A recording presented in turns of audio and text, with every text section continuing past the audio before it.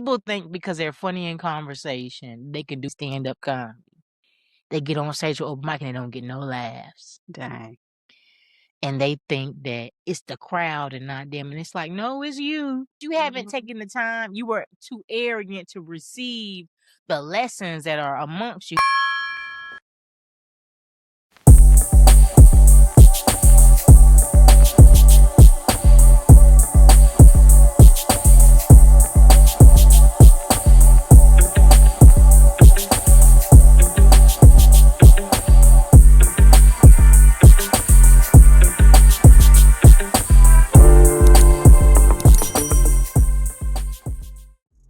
A lot of people see comedy as freedom, but they don't always see what it actually takes to make it work. Today's conversation isn't just about being funny. It's about what stability really looks like in comedy. Please give it up for Miss Brandi Robertson. Yeah. How was your drive? It was good. I was some people driving faster than me, so that's always good. Dang. They'll get a ticket before I do. That means you weren't in a hurry to get Exactly. to us. No, they'll get a ticket before I do. So I'm glad you speed and thank you because I'm gonna get behind you with the flow of traffic. Yeah. Exactly. Well, we're certainly glad to have you with us. All is well. Thank you. I appreciate you. And we just gonna jump right into it. Yeah. Let's get started. What do people get wrong about trying to do comedy seriously? That is easy. Because it's public speaking, but also it's a sense of vulnerability that comes with it too, because you have to show who you are, how you think, your sense of humor, and that all requires a level of vulnerability people aren't really ready to portray or show to a crowd, so I think that's the hardest part of it, of being comfortable with being vulnerable on stage and telling your truth. That would be the hardest part, I would think, before you can really tap into connecting with the audience. Wow. Do you remember the first time that you stepped foot on stage? Yeah, I do a little bit. It's been 10 years now, but I was at the Old Good Nights Comedy Club. Anybody from Raleigh or the Triangle ever knows it was the Good Nights has moved. It's a Helium owned comedy club. It's now in Cameron Village in Raleigh. But it used to be closer to NC State by West Morgan Street. So it'll be around this corner. They knocked it down. The old venue is knocked down now. They're gonna build condos there, is what they say. But it ain't nothing is taking place yet. But whatever. That's not my business. But it used to be a comedy club on West Morgan Street around the corner, like around this big old curve where North Carolina State University is.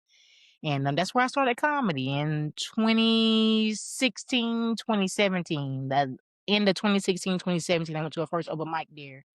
And that's kind of how I got my bearings. I wasn't good the first time. You wasn't good? No. What did you do? Why do you feel like you didn't do well? Well, because being funny in conversation versus being funny on stage is totally different. Okay. Yeah, because the timing is different. What people expect on stage is different. So I didn't have any calculation of what that was going to be like as far as my timing and things like that. It wasn't horrible, but I just knew I needed to grow from there.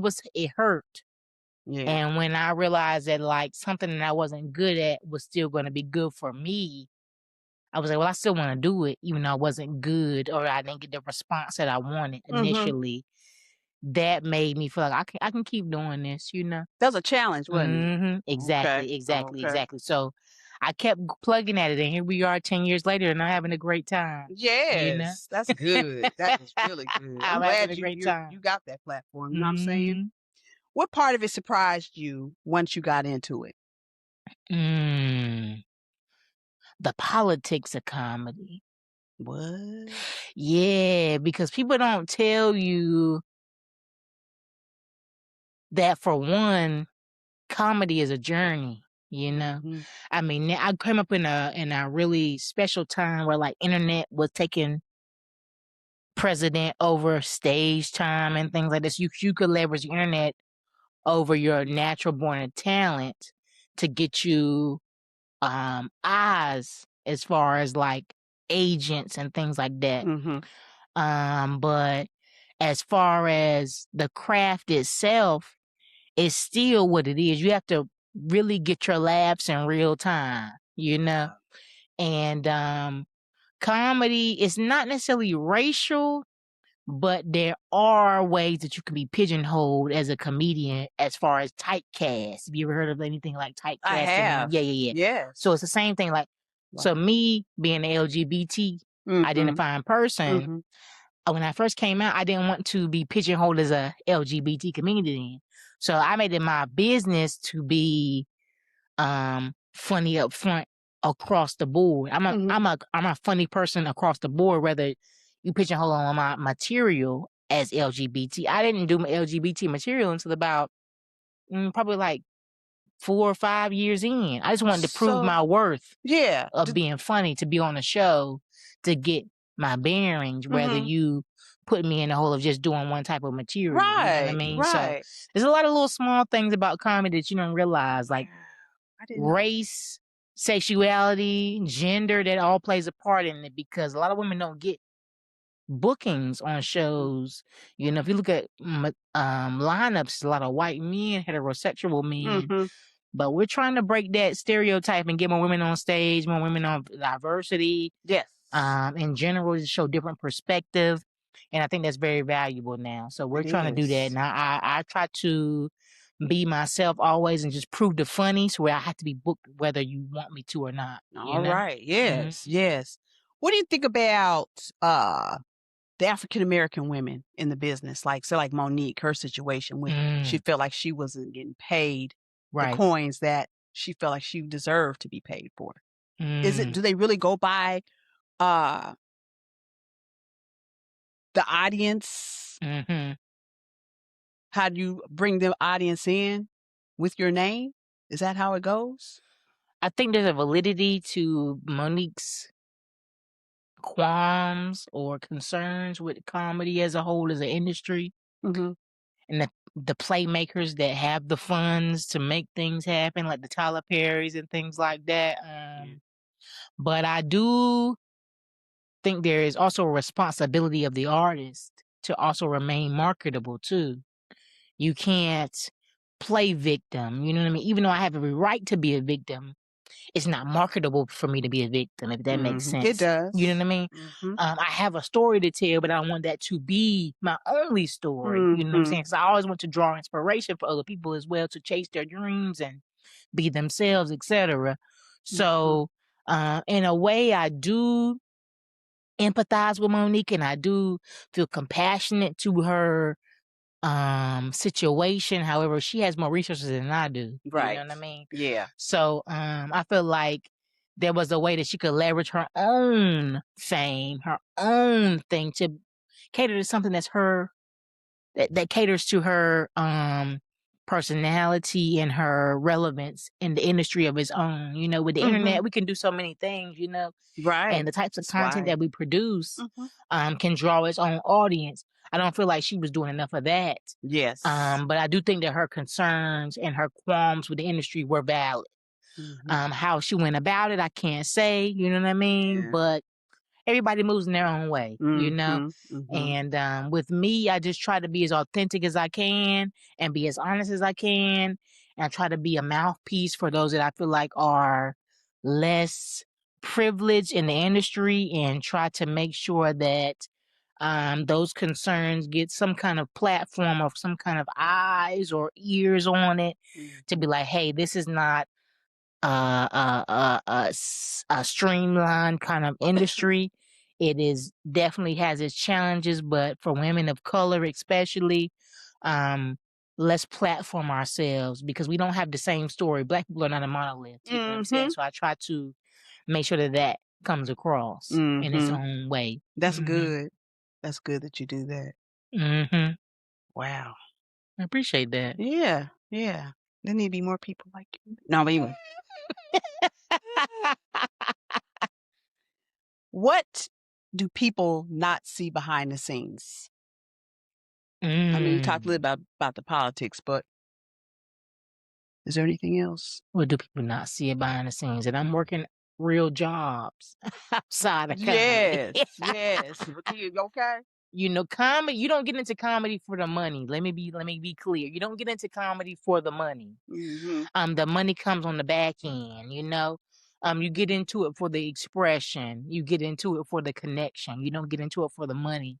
But the money does pay off. Like, I'm 10 years in, so I do have a fee now. I have a worth. But when I first was doing it, I was just I was so grateful to be on stage and to be able to share my perspective with other people. And to knock down those biases that they might have about me because I'm Black, I'm a lesbian, you know, I'm a masculine woman. But look, I can connect with you in a way that makes you laugh, you know what I'm saying? And like, laughter is a streamline for a lot of ways to connect with someone, you know, show that we are all alike. So before I got there, I was just grateful for the opportunity to express myself and be on stage. But now that I'm older, I'm 30 now. So it's like, I got to pay some bills with the gas being $4.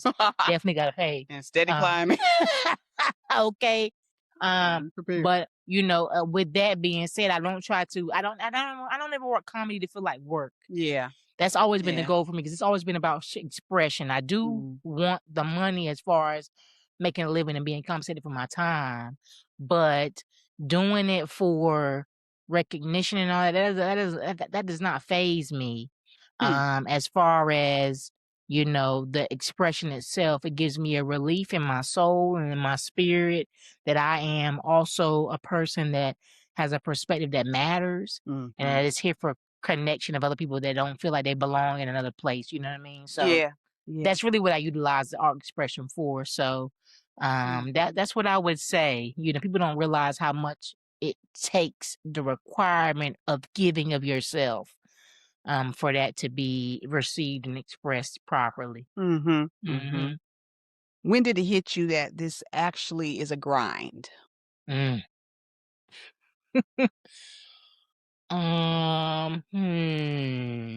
it was a grind, probably about my 4th or 5th year in, right around COVID, when everything was shutting down and there wasn't not a lot of spaces for live entertainment or live performance.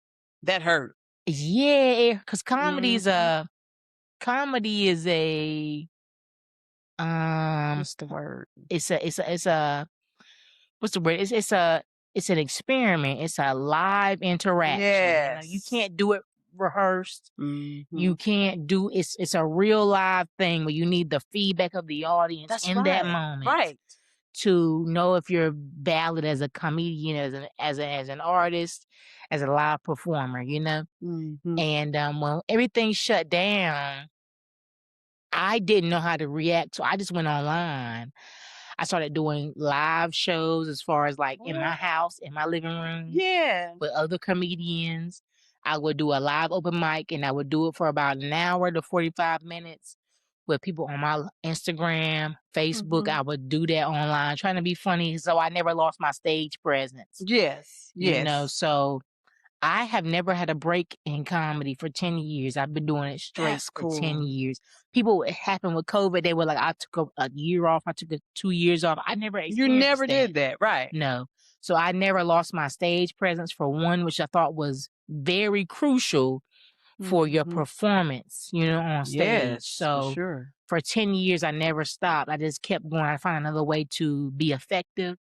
And I just leaned into it until we got back into the real space, you know? But that's the hardest thing. That's the hardest thing, for sure.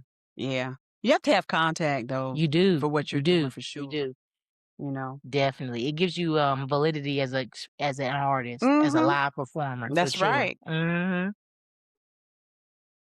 That being said, what does consistency really look like in comedy?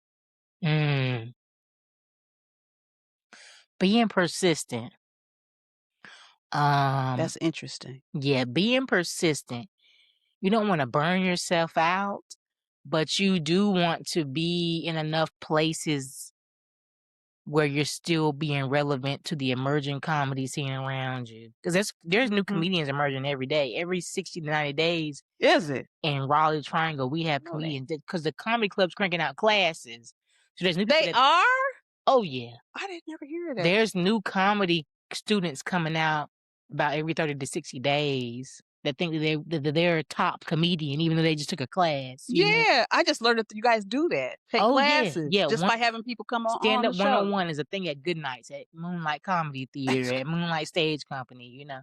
So there's several teachers and different facilities that crank out stand-up comedians, and I say quote unquote because they've only been in that controlled environment. They haven't been in that space where it's like, oh, this is a live audience. You're in a club. Like it takes a while for you to get into a club. Right. Exactly. Okay. There's levels to it, you know? So I think that is the hardest thing, trying to stay relevant in the midst of new competition. And I say that loosely because comedy is a self sport. You know, you're only competing against yourself. You want to be funny with everybody else in your lineup, but you're only competing up against the self that you were on at your last show, you know? Oh, so you try. Okay, I see what you're saying. You know what I mean? From your last, okay. It's almost like with singers, when they try to do better with their next album. Exactly. Okay. Because comedy's subjective. I could do my set on a show before this, and I can go to a show after this, and they might not laugh the same.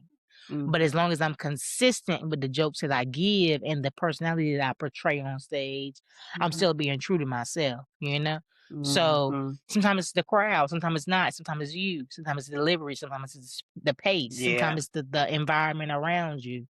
So comedy has a lot of things that can go against you that can be detrimental or beneficial to your performance. It just depends on how you're able to handle it. Really? That's almost like being a content creator. You know, you post something and one, you know, this blow up and then the other one be like, 20 views or whatever, you know. No, that's for crazy. real.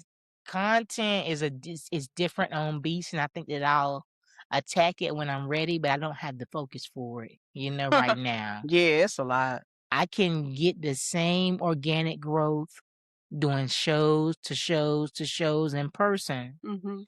In person with the people on the stage rather than trying to cater to an online presence, you know? I think it's beneficial. It's its own tool, but I also feel like that's not where I'm at yet. You know, organic growth, stage time in real time, being funny in the moment. So people can actually be like, no, she's funny. I'm betting. Because when you record something, you can record it in 8, 9 takes, 10 takes. You take a minute. And post the one that's the funniest. Yeah. In comedy, that'll be funny right then. If not, that's not gonna work. You can't double back to that joke. You gotta keep it pushing. How do you find out why it didn't work though? How do you know why it didn't work with comedy if you do something like that? Like, because like you said, it's a lot of different aspects. Like it could be the room, like you said. It can be, you know, the atmosphere. I think in real time, you know, but you don't get to dissect it until you get off the stage. Yeah. Like I might be like, like I had a private event a couple weeks ago, and it was an older Black crowd. I'm 30, so I'm not that old. You know, I'm not, no shade. I'm just saying I'm not that old. You know, I'm not that old. But I feel like I was able to connect with them on certain things, but not everything. You know? And some jokes that I did, I was like, I might not get y'all on this one. And when I did it, it didn't work. And I was like, oh wow, it might have been too smart for you because you wanted that old school Def Jam comedy style, and that's not my style. That's not your style. You know what I'm saying? Yes. I am a little bit. I'm imaginative. I'm also absurd a little bit. And I'm also like, you got to have an imagination. You can't just be folded arms like the obvious. Yeah. Give me the obvious. Right. What funny. You got? No, I want you to be thrown off a little bit and be like, oh, that was funny because I wasn't expecting that. You know, that's kind of my style, you know, and the older people, they want something that's certain. Yeah. I'm not always like that. So it's like some stuff I did that they didn't connect with, and I was okay with it. I was like, look, okay, let me scale it back a little bit. Let me go back to something that I think that you might like. That was a test to see how far you were, if you trusted me enough, and they didn't trust me enough, and I was okay with that. But I stick to my guns, you know what I mean? And that does not diminish my worth as a comedian and an artist on stage because you didn't get it. Right. It just wasn't for you. And okay, cool. Let me maneuver out of that and get able to adapt to where I am right now, you know? But yeah, that's the main thing. You just gotta trust. You gotta take risks as a comedian, and you gotta be willing to be able to navigate out of that if it doesn't work. Yeah. And read you gotta click on your feet. Yeah. But you, as a comedian, I think we all dissect our performance on stage after we get off the most. And that gives us our validation or our critique as of what we can, work on or, focus on as for the next performance. For the next performance. Okay. I get that. Okay. So, is being funny actually enough? No. Mm-mm. So what actually matters besides being funny?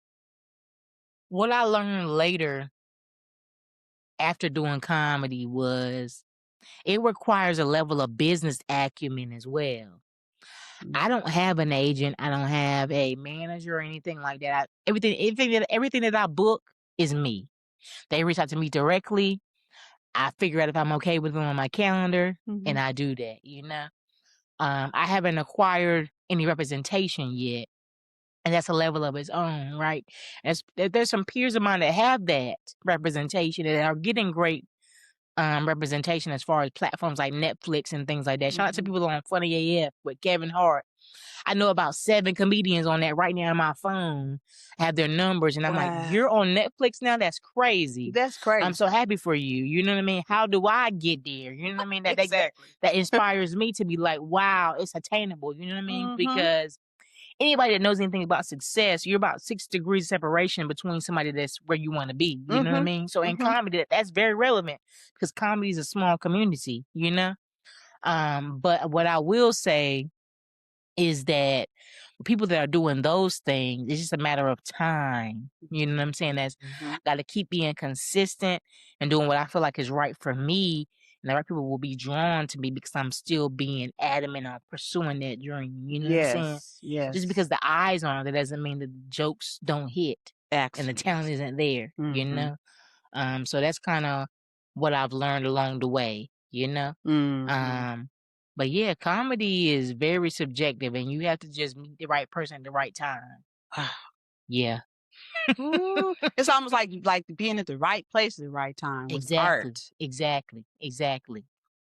Comedy it's subjective. It's a real life reaction. So I might do a joke here and it hits, and I might go to down the street at the club with a crowd 18 to 25, and it might not work. Yeah. But the 26 to 20 to 35, it might work.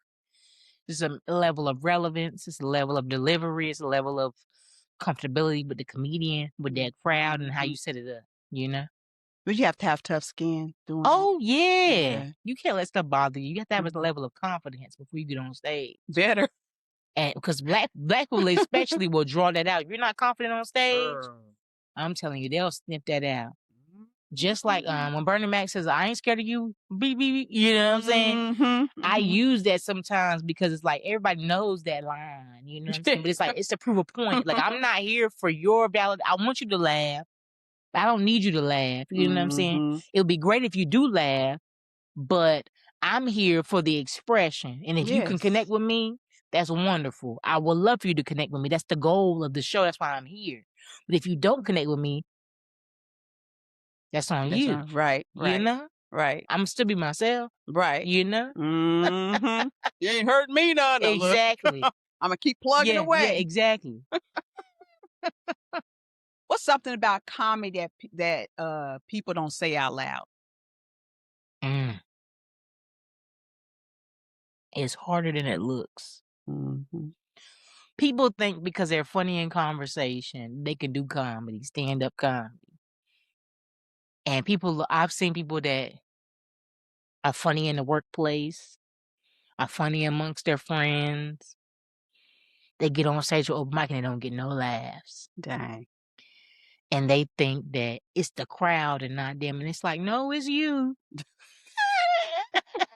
No, it's you. It's you because you haven't taken the time. You were too arrogant to receive the lessons that are amongst you. Like comedy, it's a rhythm to comedy. It's a set up punchline. It's a ebb and flow like you composing music. It's a boom, boom, boom. People like misdirections, and you don't have a calculated response. If it's already predicted, it's not funny. Yeah. If I can already get the punchline before you get there, it's not funny. You have to time it out well. You have to be original. You have to be well thought out. You have to have some level of imagination and exaggeration to make it entertaining. The goal is to always be entertaining, not funny. So you got to do a little extra. Oh yeah. So you're working. Yeah, but don't be too much. Right. You know what I'm Don't saying? overdo You it. don't want it to be even, but if you're not able to get laughs, be entertaining. And I learned that the most. That's why I was like, I gravitate towards acting too, because as long as I'm entertaining, I'm still with the crowd. You know? It might not be my group of people to get my sense of humor, but you were still entertained by me. And that means a lot to me because that means I kept your attention. Yeah. You know? Yeah. Right. Mm-hmm. Mm-hmm. It's a lot of room for people to get scammed in comedy too. You want to pay for a class? I've never taken a class formally. You've never taken a class? No. I have mentors that have allowed me to join their classes, but I never signed up monetarily to join that class. I exhibited my comedic aptitude on my own at a comedy open mic or whatever, and they were like, well, look, I think I see something in you. You want to come do this class for a couple of times, come sit in on this class, see, and take some of these lessons that I've given you to instrument into your own performance. I've never enrolled into a class. This is all natural, God-given talent. Thank God that I Why didn't you want to? Because I felt like part of me, and not to be cocky or anything, but I just felt like comedy was something that I was always supposed to do.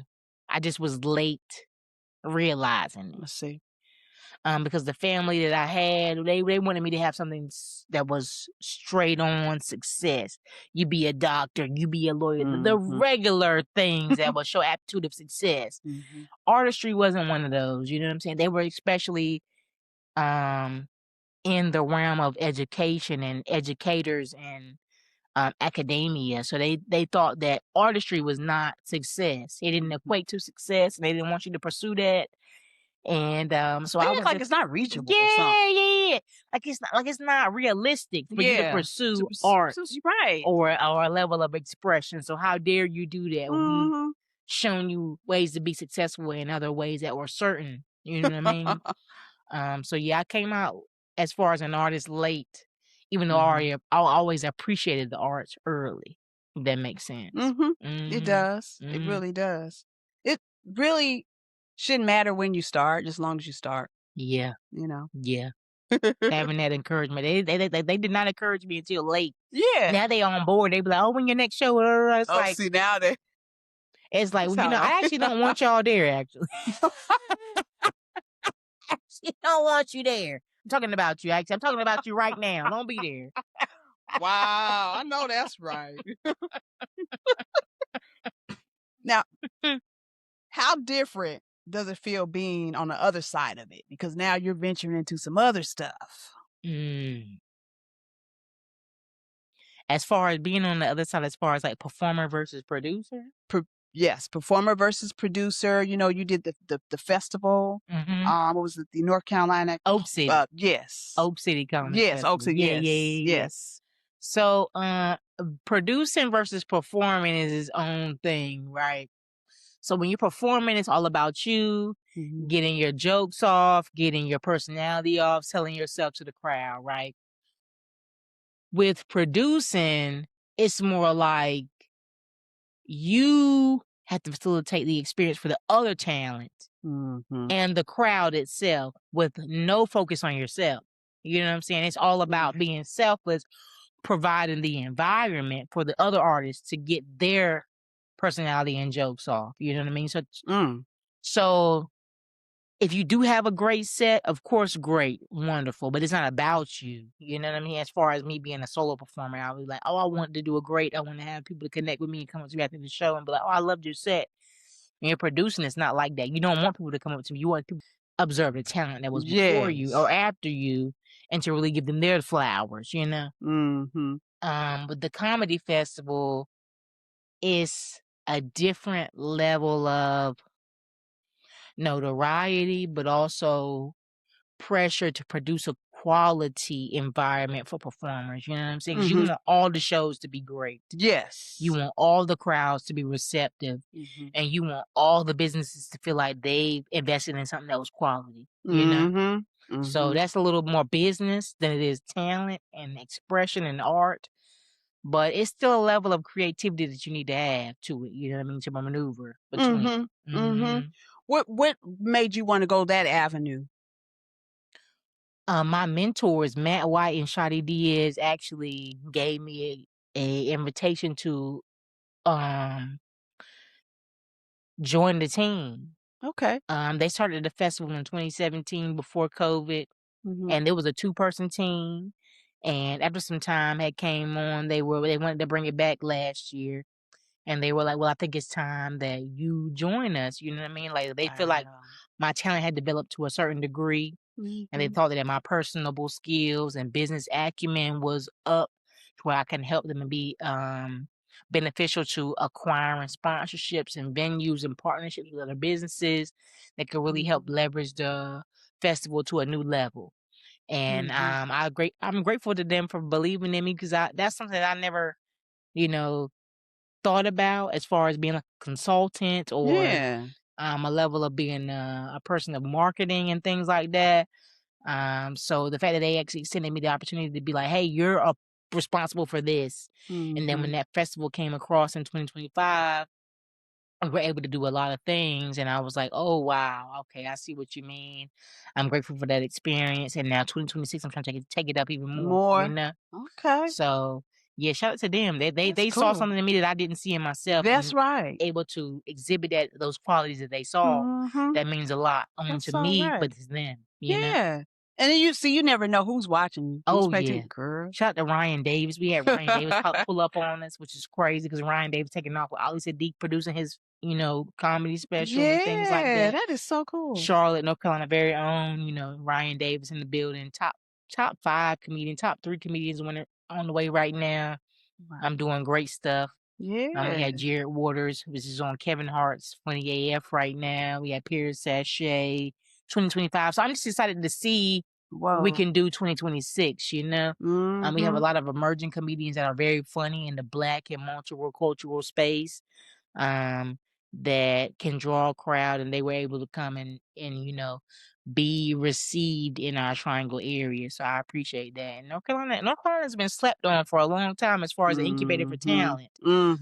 Not only comedians, but if you look at comedians that come from North Carolina, it's a lot of great people that come from North Carolina that you don't even realize them. Basketball, North comedy, art, music. We were talking about that the other week. We are a Anthony Hamilton, Fantasia. I mean, just all across the board of artistry. Like we have a untouchable bank of just incubator for comedy, so much talent of developing new artists and things that have just gone out to do great things. So North Carolina, shout out North Carolina. We're one of the very few hubs for raw talent, you know? All right now. Tell the tale. What does it take to put together a festival? Patience, diligence. I know that's right. Patience, diligence, a collaborative team. Let's see, energy. One of the main things I wanted to do, because last year we did selections a little different. And because we put together the festival in like 6 months. You know, they were like, "Hey, we want to do this together. Can you come on and join the board to get this together?" So we didn't do a formal submission process. We just, people that got in 2020 around COVID, they reached out to them initially and said, "Hey, are you able to make these new dates?" And the ones that could make it, they did make it. And the ones that didn't, it wasn't no harm, no foul. We padded the lineup with people that we thought were emerging in North Carolina and in the surrounding areas, and we're like, "Hey, would you like to be interested in performing for this festival to get our name back out there?" So 2026 came. We did the formal submission process. People are submitting their videos to be considered for acceptance into the festival in October. It'll be October 14th through the 18th. We're looking at this right now, October 14th through the 18th, right along with the North Carolina State Fair. You can check out Oak City Comedy Festival, but with that, it's kind of like now we're doing the formal process. I'm still new to that. Watching people submit their videos and thinking that they're funny and writing. How's that? Feedback. It's crazy because now I know the importance of a quality video. You can be funny all day in real life and on stage, but if your video isn't good, it will hinder you. you know? Because if I can't hear the people laughing, it's going to hinder you versus somebody that has a video that's giving laughter. So you know? look for that too, the laughter and all the it's interaction and stuff. There's a formula for laughter per minute. So you have to basically take the amount of laughs and quality laughs they got over the duration of the video and divide it by the time limit of the video. And that gives you your average of laughs. You know what I'm saying? Let's just say you got 56 laughs over the course of the 5-minute video. If I divide that by 5, you might get 9.4 average versus somebody that might get 11. Now, the person that got the 11 laughs per minute gonna trump you. Yeah. Even though you're still funny. You know? Ooh, that's crazy. Mm-hmm. You get a lot of dead air ones? Yeah, you do. Like the video that I submitted this year for festivals, I was kind of mad that I wasn't getting in festivals this year, but I realized that my audio wasn't good. The video quality was good, but I couldn't capture the laughs because the audio from the comedy club, I didn't have to sync it up to the video. So I can't be mad that I'm not getting into the festivals if somebody else has a video that's got more laughs audibly than I do. Even though the video, I feel like it's still a good video, but I can hear that they get more laughs than I am. You know, it's a science to everything. You know, and it's a timing for everything. So I just got to keep being diligent in what I'm doing, and I know that the connections that I'm making are worthy, and that they'll come across when it's time. Yeah. You know? Yeah, for sure. 10 years in for you.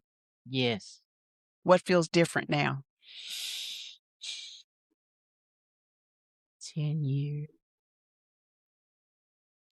I don't care that much about validation, you know? It's like once you hit 30 in life in general, you don't care what nobody think about you. You know, it's like, you ain't paying my bills. You ain't feeding me tonight when I choose to have dinner. You ain't putting no gas in my car.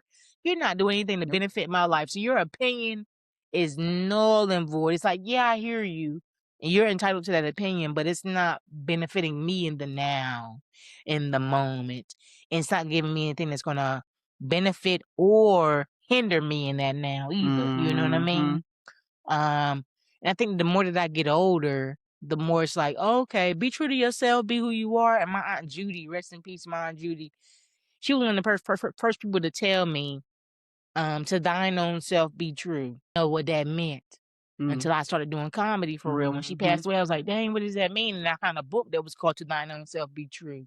And it ties in a little bit of spirituality and religion too, because I'm Christian, you know what I'm saying? But I don't go to church like I used to because church has its own, skepticism to it.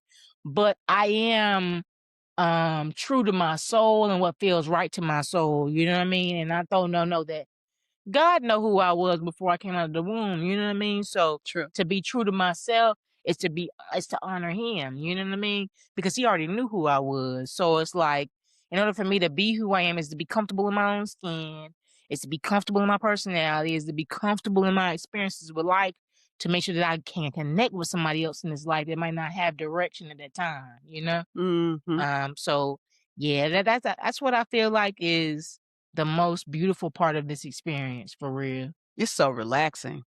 It is. We be carrying that. We was carrying it's pressure that. to it too. It's pressure to it, especially when they're paying you money. Yeah. Exactamundo. Okay. When somebody pay you some money, you better be funny. You sure ain't better. No ifs, ands, but you can't be trying no new shit. Now, I know it hasn't always been peaches and cream for you during this journey. Not. What kept you going when it got hard? I would say the expression, because for a long time growing up, I held my thoughts in because my family would always be like, I lost my mother very young. So I was like 7 years old. My mom died. Oh, wow.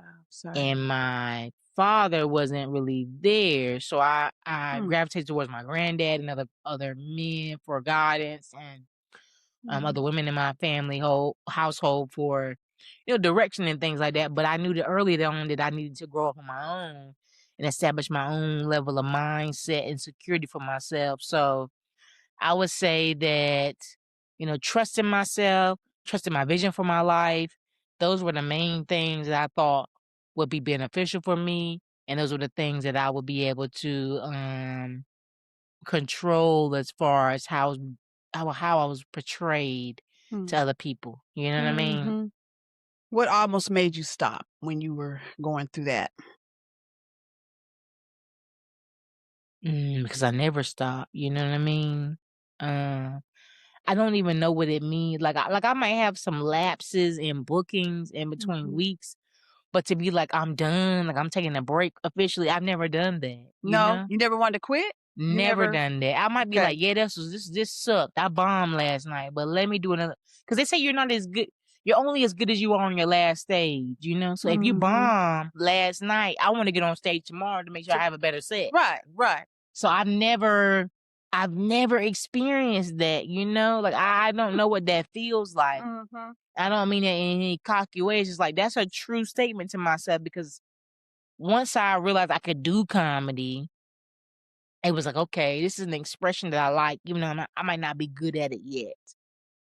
And I got better, and I have the respect of my peers amongst all across North Carolina, from Charlotte to Wilmington to Greensboro to Raleigh. You know what I mean? Like, there's not a comedian that don't know me. When Ryan Davis came to the festival last year, it's like he knew me. He said my name out loud. I'm like, oh shoot, you know, like wait a minute. You know what I mean? Like that's crazy. Like, so to be doing it this long consistently and to always have a reputation amongst my peers and they're like, no, she's funny, you know, book her, you know what I mean? Like, that speaks volumes to what I'm trying to do. You know what I mean? It's like that effort that I'm putting in, it actually works, you know, and it's not going unnoticed. Yeah. So yeah, like I don't really have a negative side. It's just the fact that it does take your time, it takes your energy, and it takes a lot of what's the word I'm looking for? Diligence? Diligence. It takes a lot of concentration and consistency to where you have to constantly be trying to get better.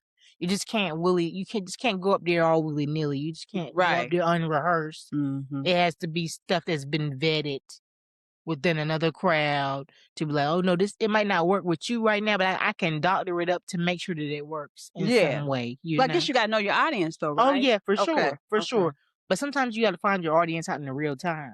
You might not know them when you may get not, right? Exactly. And that's hard too. Surprise! Yeah, no. I've had some shows where I didn't feel like the audience until the end, and I was like, well, you know what? You're still gonna pay me, right? Where's my money? You still go, I did my time. Now I know this wasn't what you told me it was gonna be, but look, I did my I know I did my part, right? I was up here for did my part. That's all I can say. You know? Shoot. Oh my goodness. What do you understand now that you didn't before? Because you're 10 years in now, so. That's so crazy. No, it really is. It's like I've been doing it. I remember it was like 4 years, 6 years. People will look at you like, oh, you still a baby. You know what I'm saying? Now it's like 10. When you say 10, people look at you differently. You know? So what did I look at it differently now? I would say just the quality of performance that I want to give on stage, you know? I still try stuff on stage, but there's still like a level of quality I bring to the stage of stuff that I feel like I've worked out over the course of the years that actually does work. And it shows the level of artistry that I do have, you know? But being able to work in new stuff in the midst of my old stuff that does work, it shows a level of professionalism as well, you know? Just displaying a level of professionalism, a level of connection, and a level of certainty as a performer on stage. I think that's what gets me the bookings, you know? Yeah.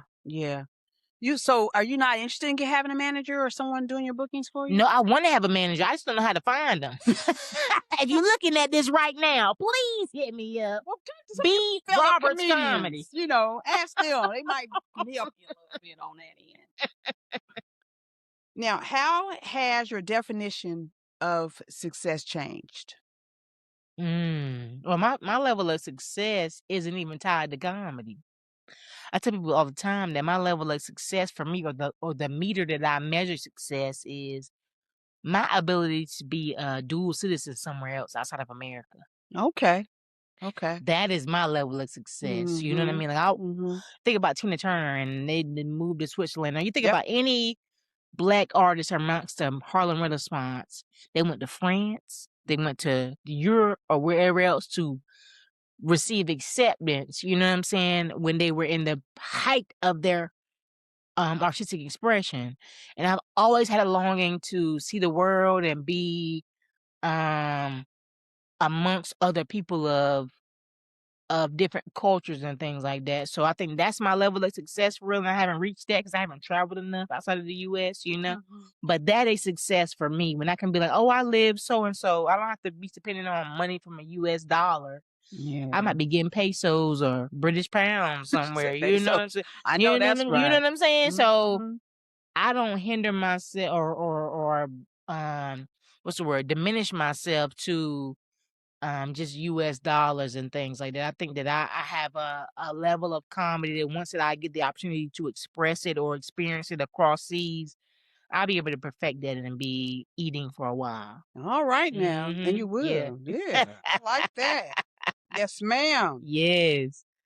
What does stability look like for you now? Well, now for me it looks different because I'm in school now for comedy don't make a lot of money. You don't get into comedy for the money. Let me just go ahead and say that right now. You want to be a comedian, you're not getting into it for the money. You might can get on Instagram after a while and hack the algorithm or whatever, but that doesn't prove that you're funny. It just proves that you're able to market yourself, which is very important for the business, right? Comedy is a business. But right now, as far as myself, I'm in school for a trade. I'm in school for heating and air. Yeah, like HVAC. Okay. So I went back to school a year ago and I was like, well, to do comedy, to do artistry, I have to have some level of money income that will support the vision that I have, you know. But comedy doesn't pay that well. So how can I have an influx of money that's stable for me, but that will also not hinder me from pursuing the dream? You know what I mean? Because that's a 9 to 5 basically, Monday through Friday, maybe Saturdays occasionally. But with that being said, it's like with a trade, it lets me know that okay, eventually I can retire from this. I can have me enough money saved up, and I can go ahead and pursue that dream. Smart. Mm-hmm. That's smart. So I'm 30, you know. So in 10 years, I can leave this. I can have a business and have somebody else running it or whatever. Yeah. And I'm able to pursue that dream. So I'm just trying to set myself up for a level of stability and comfortability that will allow me to still be expressive, but not what's the word? Not necessarily dependent on a system. I provided my own way of making it, you know. That's cool. Yeah. That sounds like the actors. They'll go all the way to Hollywood and they'll start waiting tables. I mean, you have to eat. Yeah, you got to have somewhere to sleep and all that good stuff. You know, you think about people that John Witherspoon that was in an iconic movie like Friday, and he was like, I got paid $5,000 for that role, and Ice Cube making $300 million. Right. You know, there you go. You know what I'm saying? It's like you never know what's going to pop up for you, but the notoriety will come. But money don't always come. Nope. Off the rip. You know what I'm saying? So that's why you know fame and fortune is different. Yeah. Yeah. You can be famous and be broke. Yeah. There's a lot of them are. Can't even go to Walmart. You know what I'm saying? Yeah. So yeah, that's a tragic part. That's a downside of celebrityism, you know? Dang. I don't know if I want just the fame and not have no. That's what I'm saying. But sometimes the fame is beneficial though, you know? Because you can leverage get it. In them doors. Yeah, you can leverage it. Yeah. But if you're not being able to pay them bills, it's like, I don't know. I need both. I need fame and fortune. Fame and fortune. That's why I'm saying how they go all the way over there and they sleep in their car. No. And do all that. And I'm like, that's crazy. They really want it bad. No, for real. You have to be celebrity sacrifice that you're not ready to give, you know? Yeah. I don't have any like kids or nothing like that. So I'm able to take risks to a certain level than other people in my life. You know what I mean? They've already gotten married. They've already gotten the kids or whatever. So they don't have the level of sacrifices I can give. That's right. Which is like, in a way, I don't want to say they envy me, but like I noticed that they might feel some type of way about me being able to just pick up and go when I want to go, you know, even though it's a level of sacrifice too, because like I'm lonely. I might have to go somewhere that somebody can't relate to where I'm at right now. You know what I mean? So I have to sit in that until it's time to reconvene. But you know, I'm grateful to God for His guidance and opportunity, the unique opportunities that He gives me. So I know that it's all for a purpose, you know, and I'm just gonna keep going along until I get to where I'm trying to go, you know. Yes, ma'am. I get you. I get you. How do people actually get booked, though? Being consistent. Okay. As a comedian, fresh out of a class, you want to get in on as much open mics as you can until somebody was like, that produces a show is like, I see something in you, let's produce a show. I'm gonna put you on. And once you get on your first show, you want to keep getting booked on actual shows that actually pay you for the amount of time that you on stage. Yeah. And it's not an easy process. You might be on open mics for like 6 months to a year and a half until you get on a formal show. Dang. But you keep performing and being consistent until that producer sees something in you. Like, I think you could fit on a lineup somewhere. And that's the key to getting booked. You have to be consistent. People think this comedy is an overnight success because of Kill Tony and all those other crowd clip videos. But no, comedy is a grind. You have to be consistent. Just because you worked at one show tonight, that doesn't mean you'll be funny tomorrow. Like, I'm be funny next week. It's a consistency of you knowing who you are, knowing the material that you have, knowing what quality of personality and energy you can bring to a show, and that being the measuring stick for you to be on another show or a quality showcase, you know? So there's a lot of ups and downs to the journey. Yeah. It's uncertainty in anything entertainment. We know that. Actors show you that all the time. Yeah. Yeah. You know? That is so true.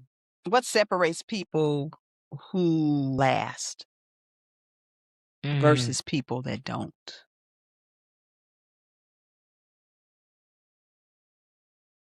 What separates people that last? Because, you know, you're in that group that lasts 10 years in. Yeah. That's still crazy to me. Like, people treat me like a legend in the local scene, and I'm like, they're like, yeah, Raleigh legend, and I'm like, wow, you know, that never feels right. Right. You know, it's like, I grew up in a small town. I grew up in a small town called Supply, North Carolina. So a level of me will always be a small town girl, no matter how far I go in this life. You know what I mean? Something about me is always gonna be humbled because of where I came from. You know, but the keys to longevity here, I think, like I said, will be consistency, never giving up on your perspective, learning that what you have to say matters, who you are matters, your representation of who you are matters, because like, there's not a lot of women, especially black women, especially black queer women that are on media today, as far as in Hollywood and things like that. Even though we have those small gems that make it through the cracks, you know, it's not relevant enough, you know, persistent enough to show itself. So I try to just be myself authentically. And you want to be likable in this business. People don't realize that talent is like very small. You can be funny. That's great. You can be funny, but that's like 10% of the grind. Consistency is 90. It's like 85%, 60 to 80%. Likability is like the other major part of it. You know, you have to be likable. Yeah. The more likable you are, the more work you'll get, whether you're funny or not. You know, if you could be entertaining is the better part, other than being funny. If you could be entertaining and likable, you'll get more gigs than somebody that's actually funny, for real. Whoa. Yeah. That's something. Yeah, because it's a business. It's a business. Marketability is the key. So they might be hilarious, but it's a business game. It's not a art or a talent thing. And when you realize that, it's like, yeah, that helps you, but only to a degree, you know? Yeah. So that's how I kind of balance myself as a 30-year-old in this comedy game. So I can still reinvent myself as many times as I want to. You sure can. You know? Where do you see people getting it wrong? Their ego. They think that they see Kill Tony, you gotta be funny in 1 minute or something on the internet. It's like, that's what stand-up is. And it's like, no, stand-up is a grind, you know? Stand-up is a community. Mm-hmm. Being a comedian is a community. It's a benefit of the people that came before you, that fought for expression, Yep. freedom of speech, Yep. you know? Especially as a Black comedian. Shout out to Steve Hofstetter. I won a scholarship a couple of years ago he had a nonprofit, and he placed me in Pittsburgh for a year. He paid my rent. For a year, you say? For a year to pursue Wow. comedy. Mm-hmm. So I went and did this thing for a nonprofit he had created for comedians and artists. And he would basically house comedians throughout the duration of 3 to 9 months, 3 to 12 months or whatever. Let them pursue comedy in Pittsburgh, basically closer to New York, which comedy is an incubator for, and just bigger markets outside of where they were originally based. And I was able to do that for a year. I was able to do that for 9 months. And I lived there. Before me, Learn Janasi, which is the guy that basically is getting sued by Lion King. You're like, oh my God, it's a lion. You seen that? Y'all seen that? Yeah. So he's from Zimbabwe, right? Mm-hmm. He was on America's Got Talent. He got the Golden Buzzer. Mm-hmm. He did the residency before me or whatever. Okay. So yeah. So anyways, basically that experience showed me that, like, you know, no matter where you came from, where you are, like, as long as you have a story to tell, you can connect with somebody. You know what I mean? Absolutely. And just the persistence of it all, and it's a seeking of opportunities that will bring you to those resources that make you get those looks, make you get those audience members. That's the thing that's important. Yeah. You know? Yeah. So yeah, I think I forgot the question, but no, you good. You are good. How was that? How was New York? Did you like it? New York was dirty. I ain't even gonna. That ain't what I'm talking. So crazy. We already know that. No, for real. As an adult, I was really shocked. Like, when I ain't even gonna hold you, like, I'm born and raised in the South my whole life, you know? And when I went to New York or the Northeast, I was not really knowing what to expect. So when I moved to Pittsburgh, I was like, oh, okay, it is dirty up here. And like, as a Southerner, you know, we've been taught that my whole life that Northerners are, mean people. They're unapproachable. You know, they have this attitude that's like not good. They're really mean. They're like really, like, you know, somebody even like, yo, what's up, son? Like, oh, they're hard. They're not. You like. And down south is like, hey, sweetheart, how you doing? Like, it's yes, ma'am, no, ma'am. Yes. Up north, it's not that, you know? So when I moved up north, I was like, oh, they're not mean. They just haven't had fresh air in a long ass time. It's like, no, it's just dirty up here for real. That's why you come down south. Mad. You know what I'm saying? You need some fresh air, some fields to really recalibrate your nervous system. Your nervous system is fucked up. You know, I don't know if I can say that, but they do seem angry though. You know, for real. Taxi driver, it's just like, dang, it's like, you angry. You know what I'm saying? So, yeah, so I'm like, that's what it is for real. So I had to go up there and realize that's what it really was. It's like the environment is different. You know? Well, thank you so much for joining us on Artistry Unplugged. And if you had a superpower, what would it be and why?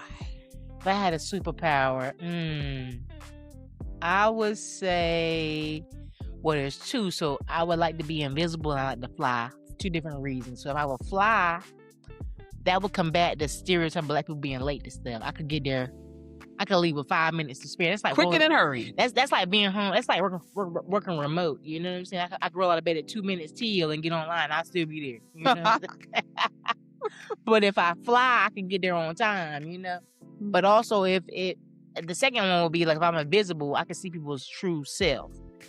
People like to wear masks in life, and I think that I could really see if you really feel some way about my presence and my being compared to, you know, me being there in the real time. People lie a lot. People like to deceive and show their own personality to where it benefits them and not you.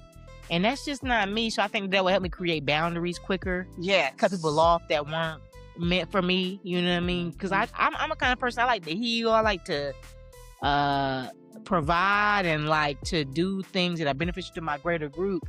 Some people just like to take. You know what I'm saying? Take from me. And it's like, I'm not that kind of person. I like to give and receive. And so I think that being invisible would show me some of those fake people that are around me, you know, a lot quicker than it was if I had to wait for it and observe. Those would be my 2 superpowers. I like the 2 superpowers. And if somebody wants to reach you or follow you, where can they find you? Yeah, I'm on Instagram at _BEE original. Be original is the name. _BEE original. That's my Instagram name. You can find me Brandi Roberts, Brandi with an I. Brandi with a Y, been running the game, but I'm Brandi with an I, and I came to take this shit over, you know? All right now. You better tell the truth. Take it over, you know? Yes. So, yeah, Brandi with an I, Brandi Roberts. That's me, Oak City Comedy Festival. Check us out October 14th through the 18th this year.